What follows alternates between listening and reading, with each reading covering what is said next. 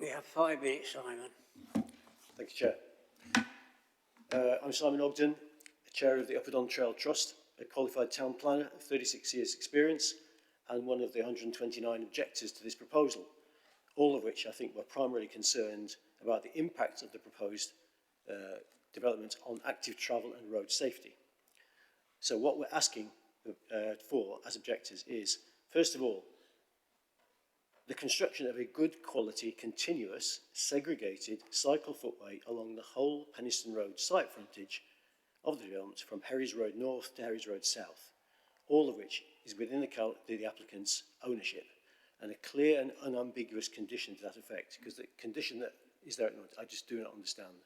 It has phrases like, where possible and broadly in line with, and it doesn't seem to be clear at all. I hope I'm wrong about that. Secondly, a contribution to the cost of a new safe, controlled crossing at Herries Road South Junction and provision of land required through the Section 106 agreement that's been mentioned. Thirdly, the main axis for delivery vehicles currently located on Penistone Road could be relocated to Herries Road North, part of the Outer Ring Road, in a much less used walking and cycling route. The more modest customer entrance on Herries Road could be moved to Penistone. This switch would allow the conjunction with Penistone Road to be scaled back by around 2/3 of its width and allow a much more direct crossing with clearer cycle-pedestrian priority, and would divert heavy vehicles away from that crossing of the main strategic travel route. By the way, there's no evidence in the officer report that this neutral option, which was proposed by objectors, has even been put to the developer. Again, I hope I'm wrong. Why are we asking all this? Penistone Road is a key part of the national cycle network, Route 627, and also forms a gateway to the Upperdon Trail, which is a 23-kilometre multi-use trail linking Sheffield to Outybridge, Stocksbridge and the Peak District, 2/3 of which is already in place.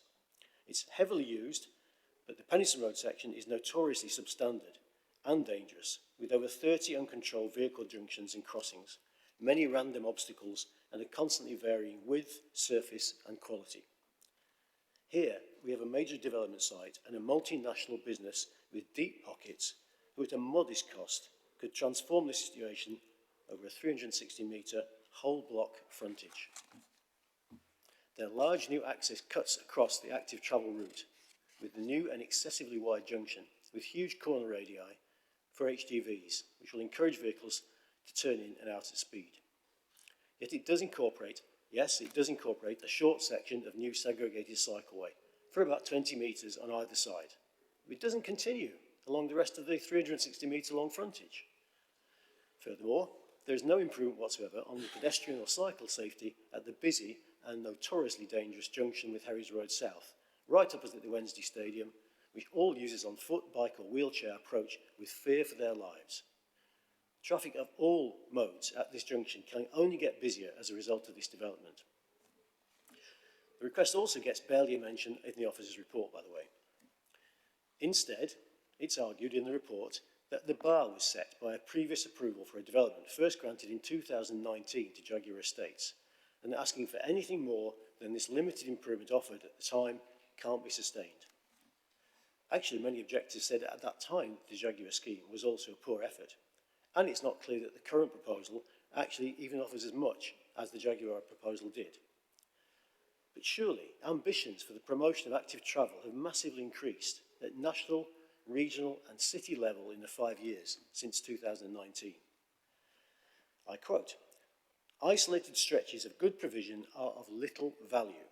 Not our words, but those of Active Travel England in their initial comments on this application. Their national policy statement is called Gear Change. I quote, "To deliver this ambitious vision, active travel will need to be embedded in wider policy making, and local authorities will be encouraged and empowered to take bold decisions." You have one here to take. Elsewhere on the Upperdon Trail, private developers have all accepted conditions requiring them to construct good quality sections of the route from scratch at Exchange Riverside, Neeps End, Deepcar and Outybridge Valley, in that case including funding a new bridge over the Dom. So why are we being so timid here and setting a very poor precedent for the future?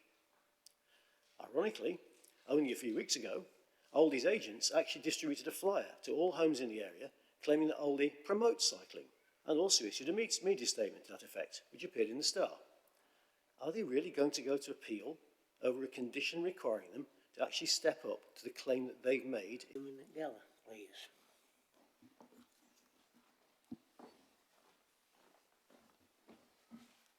And you have 5 minutes, Simon. Thank you, Chair. I'll try to be brief, as Simon Ogden has made most of the points that I would make in any case. I'm Simon Keller. I'm the Chair of the Friends of the Trans-Pennine Trail, as well as being a Sheffield resident. The TPT, as it is known, for those who don't know, is a coast-to-coast and north-to-south network of routes across the north of England. It brings in a great deal of tourist revenue. It's estimated that it can bring in up to £1 million a year to Sheffield, according to the visitor surveys that have been conducted by the TPT office in Barnsley.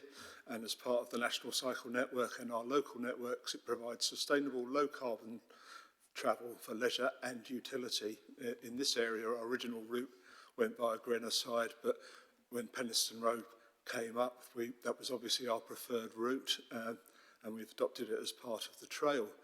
It's obviously a good quality flat route to get both tourists and locals into the city centre so they can spend some money. We expect a high standard of our route, but we do find that it's constantly under threat of being whittled away by developments like this one. Now, whereas we welcome the improvements that have been made to this application, we feel it could still be better, and I think Simon has highlighted those areas where it's deficient. There are existing agreed standards, and we feel these should be adhered to. In particular, I'd like to draw your attention to the myth of the slip road, where it is felt that developments like this have to have a slip road so that cars can come off the main carriageway at speed and decelerate there, because if they don't, it is inevitable that the car behind them will run into them. There's no evidence for this, and drivers are actually expected to be paying attention when they're driving, so slip roads are not always really necessary. We believe that cyclists and walkers should get the same priority at junctions as drivers. When you're cycling along a major route, you should get the same priority as the drivers on that route. You shouldn't have to stop and start constantly at junctions. Simon has highlighted the alternative entrance that's possible for HGVs. We'd certainly support that. And in general, I feel that the conditions that have been put on the application are a little too weak. The use of terms like where possible provides a get out clause for the developers and gives walking and cycling a lower priority than driving. Those are my comments. Thank you very much. Thank you, Simon. This includes an extensive parcel of land along the full extent of the site frontage, which facilitates the council's objective to achieve the target width of 5.5 metres for a shared cycling footway. I appreciate that our original application submission could have shown the safeguarded land more explicitly, and this led to concerns locally that active travel corridor project might be jeopardised by our proposals. This was not our intention, and I apologise for any confusion caused. However, we have now amended all plans to address this and make clear that the proposals, in absolute clarity, provide a betterment. A Section 106 legal agreement has been tied to the granting of the planning permission, and this will ensure that the land transfer takes place, giving the council full security on this matter.